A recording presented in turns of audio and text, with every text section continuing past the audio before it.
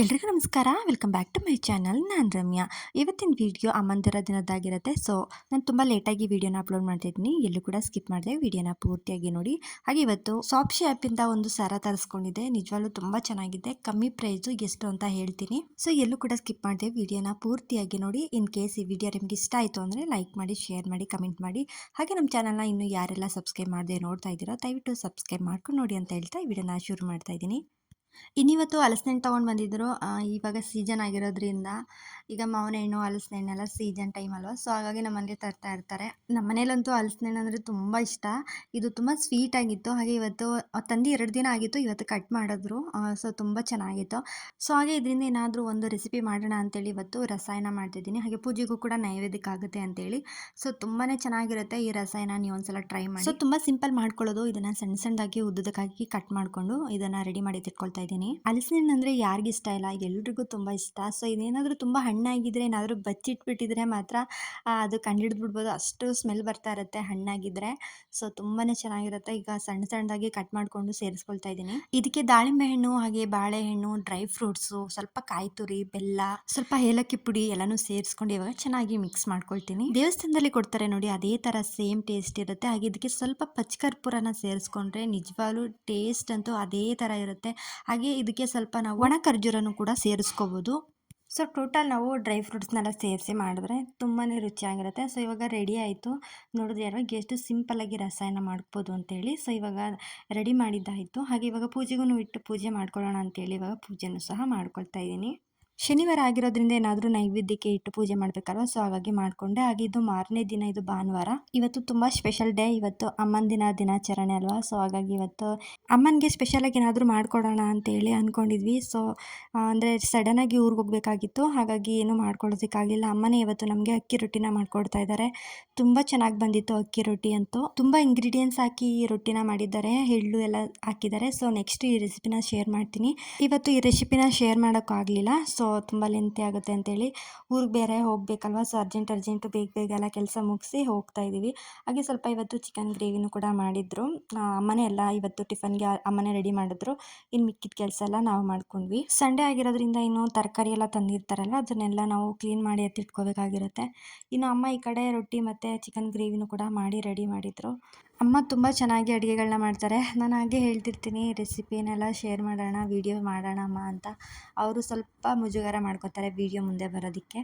ಹಾಗಾಗಿ ಏನು ಅಷ್ಟೊಂದು ವೀಡಿಯೋಸ್ ಮಾಡ್ಕೊಳ್ಳಲ್ಲ. ಆಮೇಲೆ ಅವ್ರಿಗೆ ಅಡುಗೆ ಮಾಡಬೇಕಾದ್ರೆ ನನಗೆ ಬೇರೆ ಕೆಲಸ ಇರುತ್ತೆ, ಆ ವಿಡಿಯೋನೇ ಶೂಟ್ ಮಾಡ್ಕೊಳ್ಳೋದಕ್ಕಾಗಲ್ಲ. ಸೊ ಇವತ್ತು ತುಂಬ ಚೆನ್ನಾಗಿ ಮಾಡಿದ್ದು. ಗ್ರೇವಿನೂ ಅಷ್ಟೇ ಅವರು ಓನಾಗಿ ಮಾಡಿದ್ರು ಇವತ್ತು, ಏನೋ ಡಿಫ್ರೆಂಟಾಗಿ, ಅದಂತೂ ಸಖತ್ತಾಗಿತ್ತು. ಹಾಗೆ ಇವತ್ತು ಸ್ವಲ್ಪ ಮಾವಿನ ಹಣ್ಣು ತಂದಿದ್ರು. ಸೀಸನ್ ಆಗಿರೋದ್ರಿಂದ ಎಲ್ಲರೂ ಮನೆಯಲ್ಲೂ ಸಹ ಮಾವಿನ ಹಣ್ಣು ತಂದೇ ತರ್ತೀರಾ. ಸೊ ಇದು ಮೊದಲನೇ ಸಲ ನಾವು ತಂದಿರೋದು, ಅಂದರೆ ಸೀಸನ್ ಸ್ಟಾರ್ಟ್ ಆದಮೇಲೆ ಇದು ಮೊದಲನೇ ಸಲ. ಸೊ ತುಂಬ ಚೆನ್ನಾಗಿತ್ತು. ಹಾಗೆ ತುಂಬ ಚೆನ್ನಾಗಿ ಹಣ್ಣಾಗಿತ್ತು. ಸೊ ಇವತ್ತು ಇದನ್ನೆಲ್ಲ ಎತ್ತಿಟ್ಕೊಳ್ತಾ ಇದ್ದೀನಿ. ನೋಡ್ತಾ ಇರ್ಬೋದು, ಮಾವಿನ ಹಣ್ಣು ನೋಡ್ತಿದ್ರೇ ಒಂದು ಖುಷಿ, ಅದು ಘಮನೇ ಒಂಥರ ನಮ್ಗೆ ಇಷ್ಟ ಆಗೋದಲ್ವ. ಸೊ ಇವಾಗ ಇನ್ನೊಂದಷ್ಟು ಮಾವಿನ ಹಣ್ಣು ಇತ್ತು, ಅದಕ್ಕೆ ಇವಾಗ ಒಂದು ಪಾತ್ರೆಗೆಲ್ಲ ಸೇರಿಸಿ ಎತ್ತಿಟ್ಕೊಳ್ತಾ ಇದ್ದೀನಿ. ಕವರಲ್ಲೇ ಇಟ್ಟರೆ ಹಾಳಾಗುತ್ತೆ ಅಲ್ವ, ಸೊ ಹಾಗಾಗಿ ಇನ್ನು ನಾವು ಫ್ರಿಜ್ಜಲ್ಲೇನು ಇಡೋದಕ್ಕೆ ಹೋಗಲ್ಲ. ಇನ್ನು ಡೈರೆಕ್ಟಾಗಿ ಹಾಗೆ ಇಟ್ಟು ಹೋಗ್ತಾ ಬರ್ತಾ ಆ ಥರ ಕಟ್ ಮಾಡ್ಕೊಂಡು ತಿಂತಾ ಇರ್ತೀವಿ. ಇಲ್ಲಾಂದರೆ ಜ್ಯೂಸ್ ಮಾಡ್ಕೊಳ್ತೀವಿ. ಜ್ಯೂಸ್ ಮಾಡಬೇಕಾದ್ರೆ ಐಸ್ ಕ್ಯೂಬ್ ಎಲ್ಲ ಹಾಕ್ಕೊಂಡು ಜ್ಯೂಸ್ ಮಾಡ್ಕೊಳ್ತೀವಿ, ಸ್ವಲ್ಪ ಹಾಲನ್ನ ಮಿಕ್ಸ್ ಮಾಡಿಕೊಂಡು. ಇನ್ನು ಇವತ್ತು ತಾಯಂದಿರ ದಿನಾಚರಣೆ ಅಲ್ವಾ, ಸೊ ಹಾಗಾಗಿ ಇವತ್ತು ನಮ್ಮ ಅಮ್ಮನ ಫೋಟೋನ ಶೇರ್ ಮಾಡ್ತಿದ್ದೀನಿ ನಿಮ್ಮ ಜೊತೆ. ಇವರೇ ನಮ್ಮ ತಾಯಿ, ಇವರೇ ನಮ್ಮ ತಂದೆ. ನಮ್ಮ ತಾಯಿ ನಮ್ಮನ್ನೆಲ್ಲ ಬಿಟ್ಟು ಹೋಗಿ 12 ವರ್ಷಗಳಾಯಿತು. ಸೊ ನಾನು ಬಾಣ್ತಿದ್ದೆ ಆವಾಗ, ನನ್ನ ಮಗಳು ತುಂಬ ಚಿಕ್ಕವಳು, 3 ತಿಂಗಳು ಪಾಪು ಏನೋ. ಸೊ ಆವಾಗ ನಮ್ಮ ತಾಯಿ ನಮ್ಮನ್ನೆಲ್ಲ ಬಿಟ್ಟು ಹೋದರು. ನಮ್ಮ ತಂದೆ ತಾಯಿಗೆ ನಾವು 3 ಜನ ಹೆಣ್ಮಕ್ಳು. ಸೊ ನಮ್ಮನ್ನ ತುಂಬ ಕಷ್ಟಪಟ್ಟು ಸಾಕಿದ್ದಾರೆ. ಇವ್ರ ಋಣನ ನಾವು ಯಾವತ್ತೂ ತೀರ್ಸೋದಕ್ಕಾಗಲ್ಲ.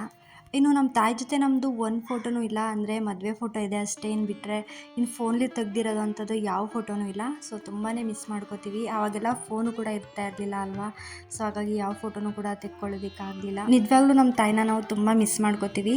ನಿಜವಾಗ್ಲೂ ಒಂದು ದಿನಕ್ಕೂ ಮರ್ತಿರೋ ಅಂಥದ್ದೇ ಇಲ್ಲ. ನನ್ನ ಕನಸಲ್ಲಿ ಬರ್ತಾನೆ ಇರ್ತಾರೆ ಅವಾಗವಾಗ. ನಮ್ಮ ಅಮ್ಮನ ಆಶೀರ್ವಾದ ನಮಗೆ ಯಾವತ್ತೂ ಇದ್ದೇ ಇರುತ್ತೆ. ಸೊ ನಿಜವಾಗ್ಲೂ ಅವ್ರ ಆಶೀರ್ವಾದದಿಂದಲೇ ನಾವು ಇಷ್ಟು ಚೆನ್ನಾಗಿ ಬದುಕ್ತಿರೋದು ಅಂತಲೇ ಹೇಳ್ಬೋದು. ಹಾಗೆ ನಮ್ಮ ತಾಯಿ ಪ್ರತಿರೂಪನೇ ನಮ್ಮ ಅತ್ತೆ. ಅವರು ನಿಜವಾಗ್ಲೂ ನಮ್ಮ ತಾಯಿಗಿಂತ ಹೆಚ್ಚು. ಅವರು ನಮ್ಮ ಅಮ್ಮ ಹೆಂಗೆ ನೋಡ್ಕೋತಿರೋ ಅದಕ್ಕಿಂತ ಜಾಸ್ತಿನೇ ನಮ್ಮನ್ನು ಚೆನ್ನಾಗಿ ನೋಡ್ಕೋತಾರೆ. ಏನೇ ಒಂದು ಕೇರ್ ಮಾಡೋದಾಗಿರಲಿ, ಒಳ್ಳೇದು ಬಯಸ್ತಾರೆ. ಹಾಗೆ ಏನೇ ಒಂದು ಕಷ್ಟ ಸುಖ ಬಂದರೂ ನಮ್ಮ ಜೊತೆ ಇದ್ದು ಕಾಪಾಡ್ತಾರೆ.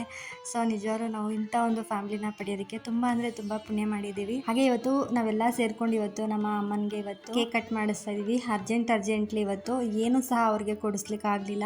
ಸೊ ಸಿಂಪಲಾಗಿ ಇವತ್ತು ಕೇಕ್ ಕಟ್ ಮಾಡಿಸೋಣ ಅಂತ ಕೇಕ್ ಕಟ್ ಮಾಡಿಸ್ತಾ ಇದ್ದೀವಿ. ಹಾಗೆ ಈಗ ನಮ್ಮ 3 ಜನ ಅಕ್ಕ ತಂಗಿರು ಹಾಗೆ 3 ಜನ ಗಂಡು ಮಕ್ಕಳು, ಸೊ ಎಲ್ಲರೂ ಇವತ್ತು ಸೇರಿಕೊಂಡು ಇವತ್ತು ನಮ್ಮ ಅತ್ತೆಗೆ ಕೇಕ್ ಕಟ್ ಮಾಡಿಸ್ತಾ ಇದ್ದೀವಿ. ಸೊ ಅವ್ರಿಗೆ ಮುಜುಗರ ಈ ಥರ ಎಲ್ಲ ಮಾಡ್ಲಿಕ್ಕೆ ಇಷ್ಟ ಆಗಲ್ಲ.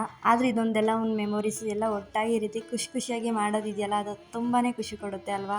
ಅವ್ರ ಮುಖದಲ್ಲಿ ಒಂದು ಸಣ್ಣ ಸ್ಮೈಲ್ ಬರುತ್ತೆ ಅಲ್ವಾ, ಅದನ್ನು ನೋಡೋದಕ್ಕಂತೂ ನಿಜವಾಗ್ಲೂ ತುಂಬಾ ಖುಷಿ ಆಗುತ್ತೆ. ಅವರು ನಮ್ಮಿಂದ ಏನೂ ಕೂಡ ಬಯಸೋದಿಲ್ಲ. ಸೊ ನಮ್ಮ ಖುಷಿನೇ ಅವ್ರ ಖುಷಿ ಅಂತ ಜೀವನ ಮಾಡ್ಕೊಂಡು ಬಂದಿರೋರು. ಸೊ ಅವ್ರಿಗೋಸ್ಕರ ನಾವು ಇಷ್ಟು ಮಾಡಿದ್ರೆ ಹೇಗೆ ಅಂತೇಳಿ ಸಿಂಪಲಾಗಿ ಇವತ್ತು ಕೇಕ್ನ ಕಟ್ ಮಾಡಿಸ್ತಾ ಇದೀವಿ ಅಷ್ಟೇ. ನಿಜವಾಗ್ಲೂ ನಮಗೆ ತಾಯಿ ಇಲ್ಲ ಅಂತ ಕೊರತೆನೇ ಇಲ್ಲ. ಸೊ ಎಲ್ಲ ಒಂದು ನಮಗೆ ತಾಯಿ ಏನು ಪ್ರೀತಿ ಕೊಡ್ತಾರೆ ಅದೇ ಥರ ನಮ್ಮ ಅತ್ತೆನೂ ಕೂಡ ಇವತ್ತು ಪ್ರೀತಿನ ಕೊಡ್ತಾ ಇದ್ದಾರೆ. ಸೊ ಅದರಲ್ಲಿ ನಾವು ತುಂಬ ಪುಣ್ಯ ಮಾಡಿದ್ದೀವಿ. ಯಾಕೆ ಅಂತಂದರೆ ಈ ಕಾಲದಲ್ಲಿ ತಾಯಿ ಇಲ್ಲದೆ ಇರೋ ಜೀವನ ಯಾರಿಗೂ ಬೇಡ, ಅಷ್ಟು ಕಷ್ಟ ಇದೆ ಜೀವನ ಮಾಡಲಿಕ್ಕೆ. ಆದರೆ ಇದುವರೆಗೂ ನಮಗೆ ಒಂದು ದಿನನೂ ತಾಯಿ ಇಲ್ಲ ಅನ್ನೋ ಒಂದು ಕೊರತೆನೂ ಕೊಡದೆ ನಮಗೆ ಚೆನ್ನಾಗಿ ನೋಡ್ಕೊಂಡು ಬಂದಿದ್ದಾರೆ ನಮ್ಮ ಅತ್ತೆ. ನಮಗೊಂದು ನೋವು ಅಂತ ಹೇಳಿದ್ರೆ ಅವರು ನೋವು ಪಡ್ತಾರೆ. ಸೊ ಏನೇ ಒಂದು ಕಷ್ಟ ಬಂದ್ರೂ ತಕ್ಷಣವೇ ನಮಗೆ ಧೈರ್ಯ ಹೇಳಿ ನಮಗೆ ಸಮಾಧಾನನ ಮಾಡ್ತಾರೆ. ಈ ನನ್ನ ಪುಟ್ಟ ಜೇನುಗೂಡು ಮೇಲೆ ಯಾರ ಕಣ್ಣು ಬೀಳದೇ ಇರಲಪ್ಪ ದೇವರೇ ಅಂತ ಕೇಳ್ಕೊತೀನಿ. ನಮ್ಮ ಅತ್ತೆನೂ ಸಹ ತುಂಬ ಕಷ್ಟಪಟ್ಟು ಇಲ್ಲಿ ತನಕ ಬಂದಿದ್ದಾರೆ ಅಂತಲೇ ಹೇಳ್ಬೋದು.